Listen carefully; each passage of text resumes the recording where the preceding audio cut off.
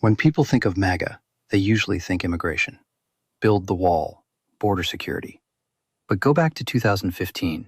Go back to the Republican primary debates. Trump's breakout lane wasn't immigration. It was Iraq. He criticized the Iraq War. He attacked the Bush era. He branded himself as the anti-war Republican. That wasn't a side issue. That was coalition glue. And his future VP built much of his public identity around skepticism of endless wars. So here's the question. Fast forward to 2026. Why are we hearing escalation language about the Middle East again? Now let's be precise.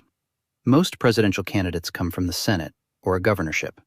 That usually creates a paper trail, votes, policy positions, foreign policy statements.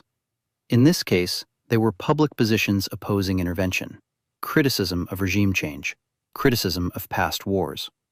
But here's the distinction that matters. Opposing a specific war is not the same as having a fully developed non-intervention doctrine. Saying Iraq was a mistake doesn't automatically mean reduce America's global military footprint. Those are different levels of commitment. Now zoom out.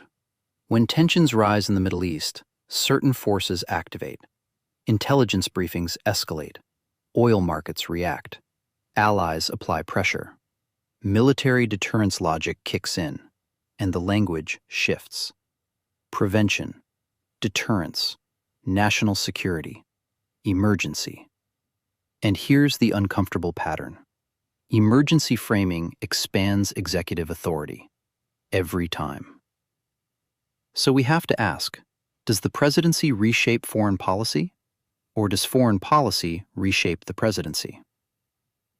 There are really only two explanations. One, anti-war rhetoric was tactical branding. Two, governing reality narrows options once inside the system. And if this pattern keeps repeating, across parties, across decades, maybe the issue isn't personality. Maybe it's institutional gravity. Now let's look forward.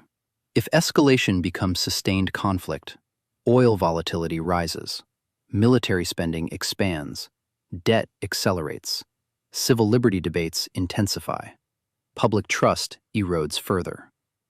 Millennials grew up with Iraq, Afghanistan, financial crisis. War fatigue is baked into our generation. So here's the real question. If anti-war populism can't resist escalation pressure, what does that tell us about how power actually works in America? Not fraud, not outrage.